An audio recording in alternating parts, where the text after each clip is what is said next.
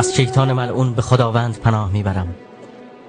به نام خداوند بخشنده مهربان. و سوگند به شب در آن هنگام که می آرامد. پروردگارت تو را رها نکرده است و سوگند به روز دشمن نداشته است. و قطعا آخرت برای تو از دنیا نیکوتر خواهد بود و به زودی پروردگارت تو را عطا خواهد داد تا خرسند گردی.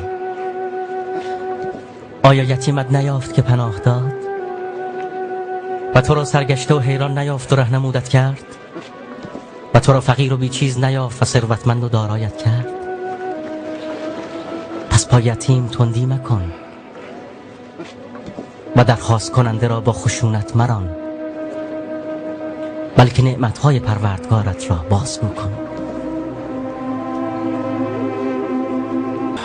به خدا این سخن نیکویی است، کلام بشر نیست. گویی پرده‌ای که بر چشمانم بوده کنار رفته. خدای یکتا تمامی ما را از یک جنس آفریده. همه یکسانیم، برادر هستیم و برابریم. کسی بر دیگری برتری ندارد مگر در تقوای الهی و استقامت در راه حق و عدل و نیکویی و اعمال پسندیده. اما اکنون دانستم که من بنده خدای یکتا هستم. بر هیچ یک از خلقش روا نیست شریک خدا باشد یا اینکه سلطه‌ای بر من داشته باشد. اما اکنون مرا نزد پیامبر ببر تا مثل تو پیمان ببندم و مسلمان شوم. اگر هم پدرت بخواهد از ترس بنی مخزوم در گوشه‌ای بنشیند، حق انتخاب دارد.